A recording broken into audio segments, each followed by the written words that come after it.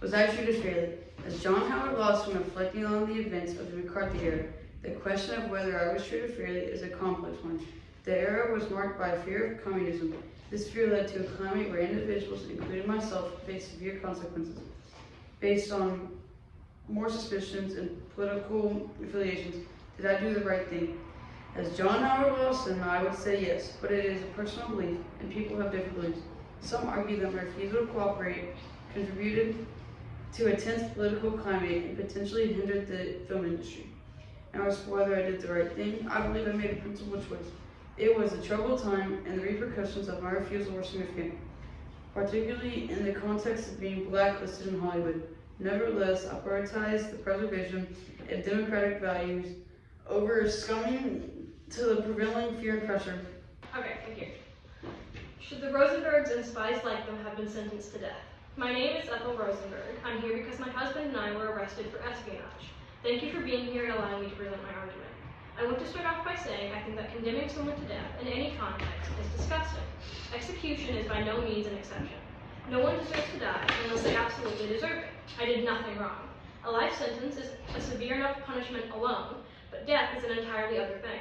I don't think the government should be able to decide whether I get to continue living or if I should get the chair. People who are arrested due to suspected espionage shouldn't have to die based on flimsy evidence and a non-trustworthy witness. How are you even sure that the testimony given was true? You assume I'm guilty based on one man's story and then immediately decide that I should be put to death. How is that fair to me or my children? I had no involvement with what my husband did, and you shouldn't punish me over his actions. I'm completely innocent. Being his wife doesn't mean I was his accomplice. We have children. I can't just leave them. What will happen to them if you die? To conclude, I don't deserve to die, and neither does anyone else you blindly and most likely wrongly accused. I especially shouldn't have to pay the price of my husband's actions. Spies or not, you can't execute anyone who's suspicious without concrete evidence. Go. Ladies and gentlemen, my name is Senator Margaret Chase. Thank you for the opportunity to address this esteemed assembly today. I stand before you to oppose the support of the Loyalty Act, a piece of legislation that I believe poses a significant threat to the fundamental rights of every American citizen. The Loyalty Act, in its current form, infringes upon our biggest principles in the Fifth Amendment for freedom of speech and the Seventh Amendment, which guarantees the right to trial by jury. As citizens of this great nation, we are entitled to the protections outlined in our Constitution, and any legislation that undermines these rights is a cause for serious concern. The Loyalty Act, unfortunately, has direct and far-reaching consequences that harm thousands of innocent individuals. It is my duty to bring attention to the fact that under the guise of the protecting loyalty, this act is eroding the very fabric of our democracy.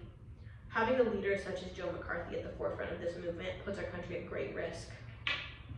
The consequences of the Loyalty Act are not limited to the mere political posturing. Real lives are being affected. Citizens are losing their jobs, their homes, and most importantly, their rights as Americans.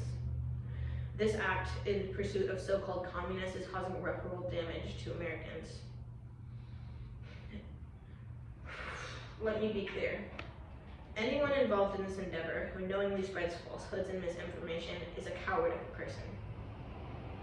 The actions taken under the umbrella of the Loyalty Act reflect a dangerous trend where the pursuit of power takes precedence over the well-being of our fellow citizens. We cannot allow ourselves to become no better than the enemy we claim to be fighting. Those championing these causes claim that it's for protection and safety and that they're seeking out these communists.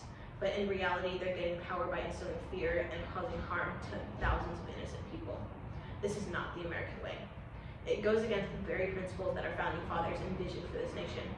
We must resist the temptation to sacrifice our values for the illusion of security. In conclusion, I implore my esteemed colleagues to reconsider their support for the Loyalty Act. Let us stand in united defense against the Constitution, the Fifth Amendment, the freedom of speech, and the right to a trial by jury. It's our duty as public servants to protect the rights of the well-beings of the American people, not to contribute to the erosion of the principles that define us as a nation. Thank you.